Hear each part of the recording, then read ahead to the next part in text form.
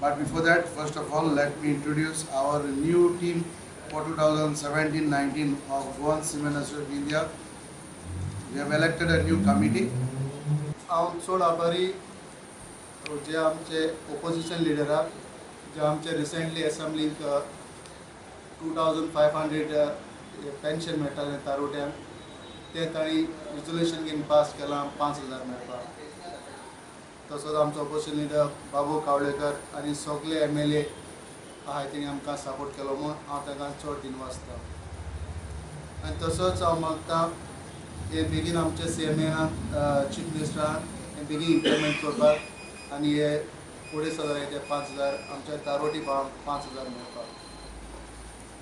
आनी तसोच आमचो एक विशय आहा नुलसी हॉस्पिटल तुमकां खबर आसतली कुंकोळ्ळे पांजरपळी तें आतां बंद पडलें एक सुमार 1 वर्स जालें.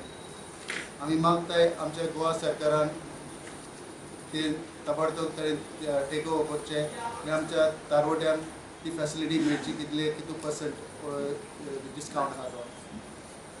आनी तशेंच आमी मागता आमचे एक्स ग्राशा जे आमचे तारोटी भावांक मेळटा 200 रुपया ते नुलसी वेलफेअर फंडांतले तेय आमी मागता आमच्या स्टेट गव्हर्मेंटान सेंट्रल गव्हर्मेंटा कडेन ताची चवकशी करपाक ऑडिट बी मागोन तेय तेणी वाडोवपाक नुलसी welfare फंडांतले. We require young seafarers who know the knowledge about the new legislation.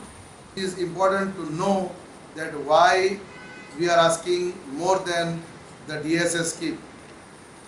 First of all, Parikar said that he will review all the schemes. So I asked him when he reviewing, because there is some scams, he said Ladli Lakshmi, some fraud, some issues are going on. So I want him to not to worry about seafarers. We are not doing fraud.